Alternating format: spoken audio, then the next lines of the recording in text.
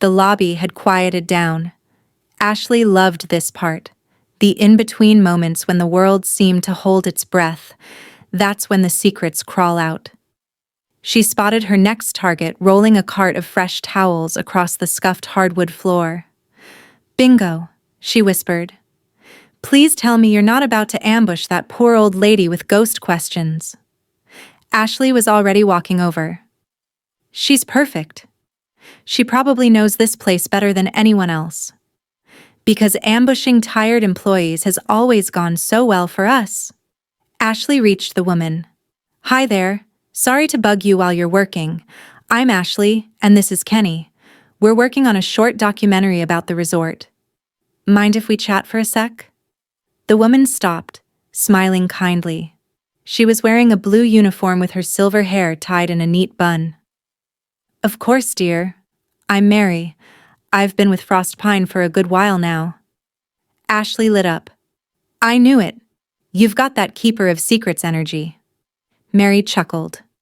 "Oh, I just know where the clean sheets are, sweetheart." Kenny adjusted his camera. "Mind if we film?" Mary hesitated, then nodded. "Just let me sit a spell. These old knees aren't what they used to be."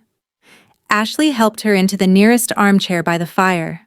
The glow danced over Mary's face, highlighting a kind softness in her expression. Ashley sat on the ottoman opposite her, mic ready. "So, Mary, how long have you worked here?" 25 years this spring," she said proudly. "Started when my kids were still in school. I've been through 5 managers, 3 renovations, and at least a dozen failed ski lifts." Ashley giggled. "Wow. Have you heard the stories about the people who go missing here, around Christmas?" Mary's smile faltered just a little, and her hands folded tighter in her lap. "Oh, I've heard them. Ghost tales, mountain curses, bears. Folks love a good story when the snow falls." "So you think they're just stories?" Mary's eyes shifted to the fire and something changed in her face. Her expression grew distant. "I think they are more than just stories." Ashley didn't move, and Kenny's camera zoomed in. "I lost my son here," Mary said. Ashley hesitated. "Wait, you mean—" "Jonah," Mary continued. "He was 10, bright as a star, couldn't sit still for 5 minutes. He wanted to go into the woods with me to find a real tree to cut down for Christmas Eve. I figured, why not? We were careful and stayed near the trail. Jonah ran ahead, while I stopped to check the sled. When I looked back, he was gone." Mary's voice trembled. No scream, no crash, just silence. He was just gone. Kenny shifted slightly. "They said it was a bear, didn't they?" Mary nodded. "The ranger told me they only found a boot. That's it. 1 boot. No blood, no tracks. Just snow." "That doesn't sound like a bear," Ashley said.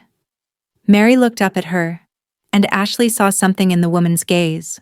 Not just grief, something more profound, as though the mountain carved part of itself into her. "I've lived in these woods all my life. That wasn't a bear," Mary said. "Then what do you think it was?" Mary was quiet for a long moment. "Some things don't have names. Sometimes the mountain takes." Ashley's skin crawled. "Every couple of years, but not always. Sometimes it skips. Sometimes it eats early." Ashley's hand curled tighter around the mic. "You think it's going to happen again this year?" "I don't know, sweetheart." Ashley exhaled slowly.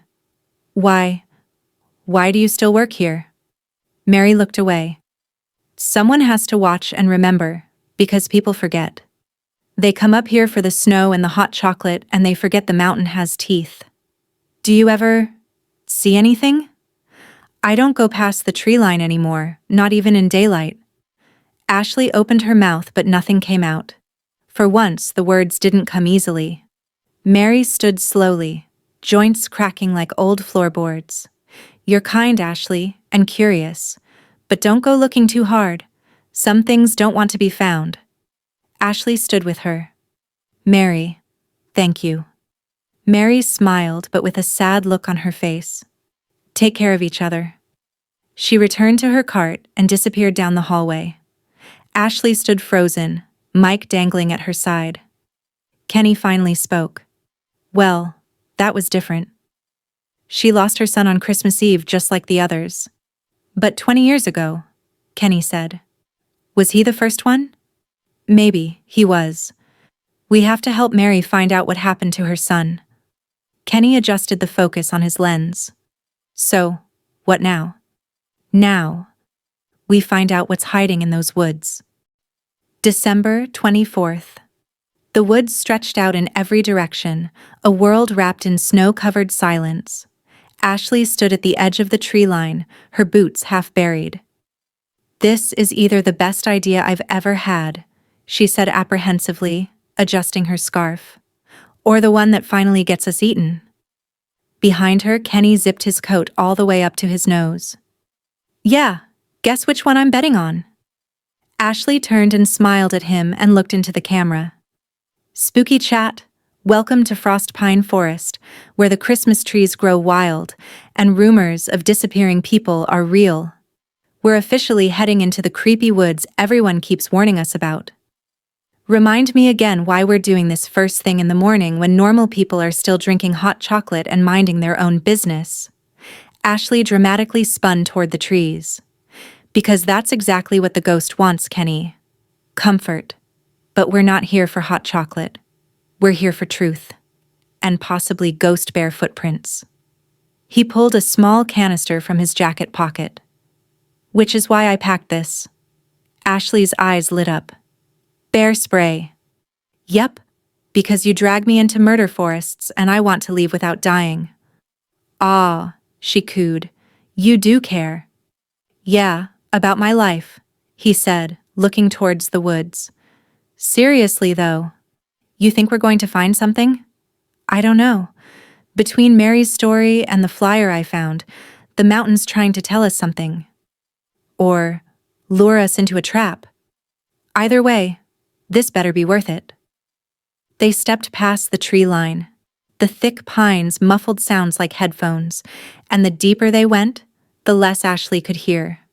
No birds, no wind, not even their own footsteps sometimes, just the subtle creak of shifting branches overhead. Ashley stopped and crouched by a set of tracks in the snow. Okay, these are definitely not deer. Kenny looked down. Those are boot prints from a person. Suspicious prints leading away from the lodge into the woods, totally giving final act energy. You know, if this turns into the Blair Witch Christmas edition, I'm blaming you. You'd look good on a missing persons poster. They followed the tracks for a while, weaving between trees and pausing every so often to film small things. Snapped twigs, half-buried footprints, and a deer skull almost entirely covered in snow. As they went deeper, the path narrowed, and the trees grew closer together. The sun filtered weakly through the canopy, casting long shadows that moved just slightly when no one else did. Ashley paused and looked around. Do you feel that? Feel what? I don't know. Are we being watched? I feel cold and annoyed. That count? Ashley wasn't smiling anymore. No, but seriously. Ashley lived for tension and loved when things felt just a little bit too off, but this made her feel uneasy. Kenny stepped closer to her. You want to head back? No, maybe just a bit further. I want to see if the trail ends. They followed the prints another 20 yards before they just stopped. Ashley looked down, examining the snow. Okay, that's weird. Kenny stepped beside her. No return trail or snow collapse. Nothing. They vanished. How do you just stop walking in the middle of the woods? Suddenly, something cracked behind them. They both turned around, but there was nothing, just trees and silence. Ashley whispered, Did you hear that? Yeah, Kenny said. They both stood still for a moment. Then Ashley took a deep breath. We have to keep going. Are you sure that's a good idea? Just a little more, she said. I feel like we're close. They moved forward, leaving the dead-end footprints behind. Ashley's legs ached from the snow, and her fingers were starting to go numb, even through the gloves. But she couldn't stop now, not when her instincts were screaming. They reached a clearing with a perfectly even circle of trees, and a freshly cut stump stood in the middle. Ashley crept toward it. The snow around it was undisturbed. The stump was clean, as if someone had just come and taken the top off a tree and left. No sawdust, Kenny said behind her. That's weird. Who cuts down a tree out here in the middle of nowhere? Ashley looked back toward the trees. Okay, we're done. Let's go back now. Kenny didn't argue. They turned around, retracing their steps, but the trail was already fading from the falling snow. Ashley walked ahead, crunching through snow that had only been touched by their own boots.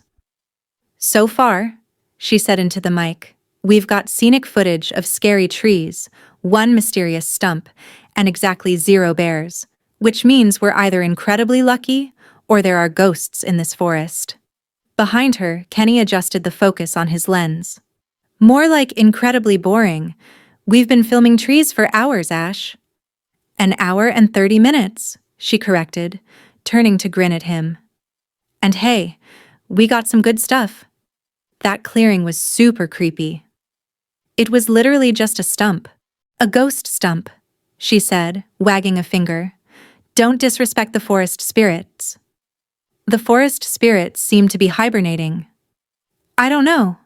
I think they are watching us. That's great, Kenny said, stepping over a fallen branch. But if something doesn't jump out and scream soon, we're just making a moody hiking vlog. Ashley laughed and stopped for a moment, turning to take in the stillness around them. It really was beautiful out here. Quiet, untouched. But there was still that feeling in the air. Not danger exactly, just eerie. Okay, spooky chat. We're heading back toward the lodge for hot chocolate and a battery check, but the forest is definitely full of secrets.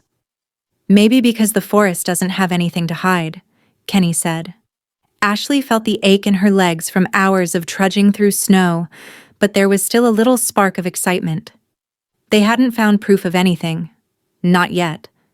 But it was out there. Then she saw it. Wait, she said, stopping suddenly and pointing through the trees. What's that? Kenny stepped up beside her and squinted. In the distance, barely visible through the pines, stood a building partially buried in snow. The old roof sagged, and the windows were covered in frost and grime. Was that there before? Ashley asked. Probably, Kenny said. We just didn't notice. Well, I'm noticing now. She was already moving toward it. Kenny groaned. Ashley? What? It's creepy, it's isolated, and it's begging to be explored. This is textbook horror footage. It's also probably locked or full of raccoons. Ashley grinned. Even better. V.C. Xavier.